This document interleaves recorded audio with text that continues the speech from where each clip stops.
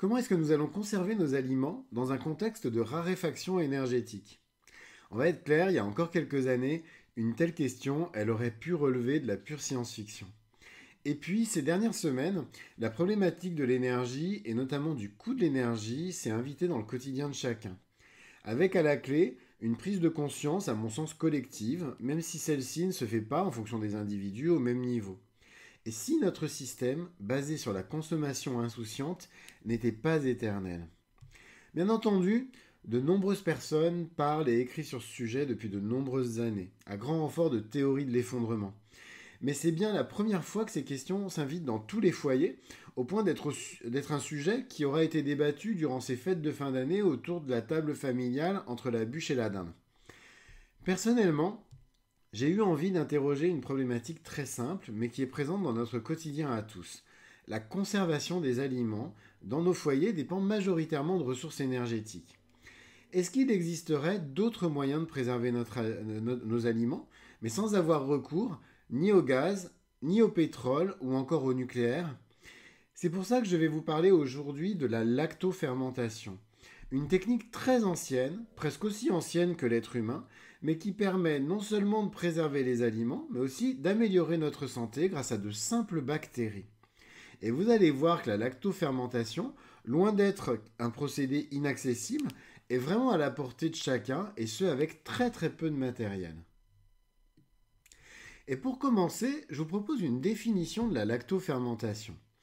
La lactofermentation, qu'on appelle aussi d'ailleurs fermentation lactique, c'est un mode de fermentation qui transforme les glucides, c'est-à-dire les sucres des aliments, en acide lactique par le biais d'un certain type de bactéries, les fameux ferments lactiques.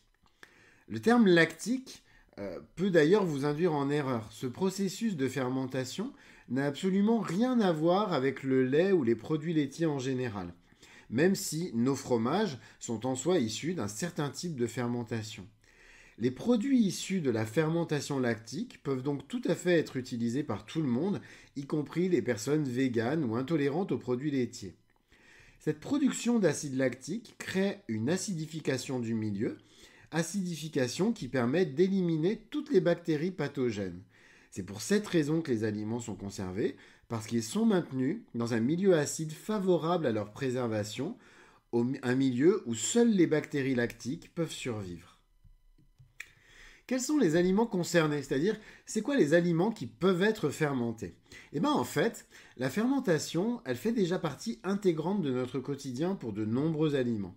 Et parmi les plus connus, on trouve par exemple le chou de la choucroute. C'est certainement l'aliment fermenté le plus connu avec sa petite acidité si caractéristique des aliments fermentés. Mais la fermentation ne s'arrête pas là, puisque la plupart des légumes, comme les carottes, la courge, le concombre ou même des fruits comme le citron, peuvent être conservés grâce à cette technique de préservation. Le jambon cru, le saucisson ou encore le fromage sont également des aliments fermentés qui sont présents au quotidien dans nos assiettes. Et beaucoup plus surprenant, le chocolat est également un aliment issu de la fermentation. La fermentation lactique, c'est donc une excellente alternative à la congélation ou encore à la stérilisation, qui sont les deux techniques généralement utilisées dans la plupart des foyers. Est-ce qu'il y a des avantages pour la santé à la lactofermentation? Les aliments lactofermentés, en fait, ils sont excellents pour votre microbiote intestinal, notamment grâce aux bactéries probiotiques qu'ils contiennent. Ils contribuent naturellement à une excellente digestion ainsi qu'à une meilleure immunité. On se sent vraiment bien quand on consomme tous les jours des aliments fermentés. Par ailleurs, et ça c'est vraiment contrairement aux aliments stérilisés, la fermentation lactique préserve parfaitement toutes les vitamines des aliments, et notamment pour les fruits et légumes, leur vitamine C. Enfin, et je crois que c'est tout de même le principal, les aliments lactofermentés sont tout simplement délicieux. Personnellement, moi j'adore ouvrir un bocal de légumes lactofermentés. Quand vous l'ouvrez, vous entendez un petit pchit caractéristique et vous avez la saumure qui est légèrement pétillante. Et puis vraiment, vous avez ce goût acide qui est vraiment délicieux. Ce qui est formidable, c'est que les légumes, ils n'ont rien perdu de leur croquant, au contraire, hein, ils sont vraiment bons, même consommés tels quels. Et puis bien entendu, ils peuvent tout à fait être cuits. Alors si vous voulez leur enlever leur acidité, il suffira de les rincer pour leur faire perdre cette acidité. Mais par contre, vous risquez de perdre une partie de leurs bienfaits. Et puis à la cuisson, là aussi, vous risquez de perdre les bienfaits justement des bactéries lactiques. Ok, on va dire que je vous ai convaincu. C'est quoi maintenant les ingrédients qui vont vous permettre de vous lancer? Eh bien déjà, pas besoin de vous mettre en quête de bactéries pour démarrer en lactofermentation. En fait, il faut savoir que toutes les bactéries nécessaires, elles sont présentes dans l'air ou encore dans les aliments que nous allons chercher à conserver. Mais comme nous l'avons dit, on va simplement avoir besoin de créer un milieu adapté pour que celle-ci puisse se développer. Et pour ça, on a besoin de 2 ingrédients seulement, du sel et de l'eau, un point c'est tout. Pour le sel, il faut prendre du gros sel mais non traité, c'est-à-dire avec aucun additif. Le sel blanc de cuisine, ça ne fera pas l'affaire. Vos fermentations, elles seraient immangeables, elles auraient vraiment un très mauvais goût. Vous le trouvez, ce sel non traité, dans toutes les grandes surfaces, en sachet de 1 kg, type sel de Noirmoutier, ce genre de choses. Il est un peu de couleur grise en fait quand vous l'achetez. Pour l'eau, vous lirez tout et n'importe quoi sur Internet. Personnellement, moi j'utilise depuis toujours de l'eau du robinet et mes fermentations, elles se sont toujours très bien déroulées. Si votre eau du robinet par contre est vraiment impropre à la consommation, et je sais que c'est le cas dans de nombreuses régions en France, vous pouvez la remplacer par une eau de source classique. Évitez par contre les eaux déminéralisées, car on a besoin de minéraux pour que notre fermentation se déroule sous les meilleurs auspices. Et puis au niveau des ustensiles. Alors en fait, il n'y a pas vraiment d'ustensiles indispensables ou spécifiques pour démarrer ces premières lactofermentations. Et c'est ce qui en fait une technique de conservation particulièrement intéressante. Néanmoins, si vous devez avoir un point de vigilance particulier, c'est pour les bocaux que vous allez utiliser. Même si la plupart des bocaux pourraient convenir, moi je vous recommande vraiment d'utiliser les bocaux à joint, vous savez les bocaux à joint orange, de type un peu comme ceux de la marque Le Parfait. Je vous rassure, j'ai pas d'action chez eux, mais ces bocaux présentent un double avantage qui les rendent idéaux pour la lactofermentation. Ils sont hermétiques, c'est-à-dire qu'ils empêchent des bactéries extérieures d'entrer dans notre milieu acide qu'on aura constitué, mais ils permettent également au trop-plein de gaz issu de la fermentation de s'échapper. Et ça peut éviter justement des bocaux qui éclatent sous la pression des gaz. Inutile également de désinfecter tous les ustensiles et les bocaux, vous risqueriez de tuer les bonnes bactéries alors qu'en fait on les aime ces bactéries. Il suffit simplement de les nettoyer avec de l'eau et un savon neutre.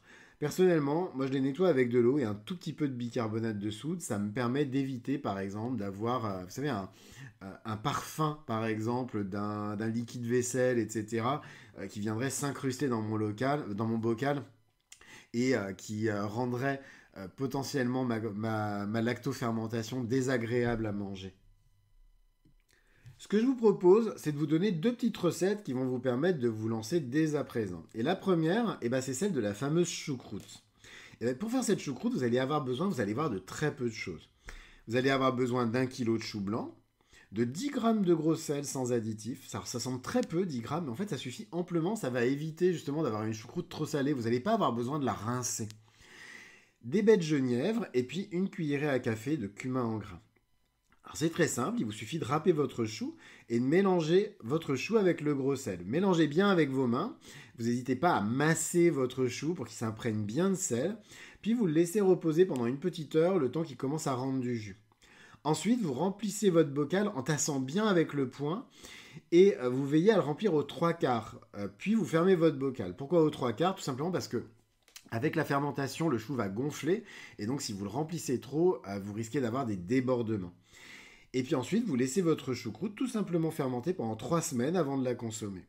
Vous pourrez la conserver ainsi pendant plus d'1 an et ça dans des super bonnes conditions sans aucun problème. La deuxième recette, elle nécessite la préparation d'une saumure. Et donc, on va préparer des cornichons. Pour ça, vous allez avoir besoin d'1 kg de cornichons ou de petits concombres crus, d'1 litre d'eau, de 30 g de sel de mer, de 3 gousses d'ail et d'anettes. Vous nettoyez vos cornichons à l'eau claire, alors aucun produit n'est nécessaire, puis vous les placez dans votre bocal et vous remplissez aux 3/4 en mélangeant ça avec l'ail et l'aneth. Vous préparez ensuite une saumure à 3%, c'est-à-dire que vous allez chauffer votre litre d'eau et vous allez ajouter vos 30 g de sel, donc 3% de sel par rapport au poids de l'eau. jusqu'à ce que vous ayez complètement dissous votre sel dans l'eau. Et là, vous allez laisser refroidir complètement.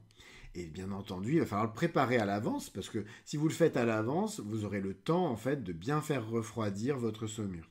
Une fois que votre saumure elle va être à température ambiante, et ben vous versez simplement sur les cornichons en veillant bien à ce qu'ils soient entièrement recouverts. Et puis vous fermez votre bocal. Et là aussi, vous laissez fermenter 3 semaines avant de les déguster. Ils pourront également se conserver plus d'un an dans des conditions parfaites. Et justement, c'est quoi ces bonnes conditions de conservation des aliments fermentés? En fait, ce à quoi il faut veiller, c'est principalement la température ambiante à laquelle on va laisser nos bocaux. Parce que cette température, elle est importante. Dans l'idéal, une conservation entre 10 et 18 degrés, c'est la bonne température. Bref, si vous avez une cave, un garage, c'est parfait. Évitez par contre la surchauffe, ce qui peut arriver en été, par exemple pendant les périodes de canicule. C'est pas recommandé de laisser vos aliments fermenter à une température supérieure à 25 degrés. Ça signifie pas qu'ils seront pas consommables au bout, mais ils risquent de perdre une grande partie de leur qualité gustative. Dans tous les cas, pour juger de la qualité d'un aliment fermenté, fiez-vous à votre odorat. Une bonne conserve lacto-fermentée, elle aura un parfum acidulé et gourmand. Ça va vous donner envie de manger. Si l'odeur est désagréable, si vraiment ça sent pas bon, personnellement ça m'est jamais arrivé, mais on sait jamais ce qui peut se passer, ne tentez pas le diable, jetez tout le contenu de votre bocal et posez-vous les bonnes questions pour comprendre ce qui a pu dysfonctionner dans votre processus de fabrication. En tout cas, la lactofermentation, c'est une méthode ancestrale de conservation des aliments qui constitue, selon moi, une formidable alternative aux méthodes de conservation gourmandes en énergie bien ancrées dans notre quotidien. C'est une méthode qui est simple, qui est écologique, qui est économique, qui nécessite très peu de ressources pour être mise en œuvre et qui ouvre des espaces de créativité culinaire incroyables. Bref, on est pleinement dans une démarche frugale. Aucun doute, vous allez adorer vous lancer dans la fabrication de vos premiers bocaux lacto-fermentés. Ce 6e épisode des Chemins de la Frugalité est maintenant terminé. Si mon podcast vous a plu, je vous invite à vous abonner à mon podcast sur votre plateforme préférée ou à le partager avec vos proches pour le faire découvrir au plus grand nombre. Et puis en attendant, je vous souhaite une excellente journée et je vous dis à très bientôt pour un nouvel épisode des Chemins de la Frugalité. Au revoir.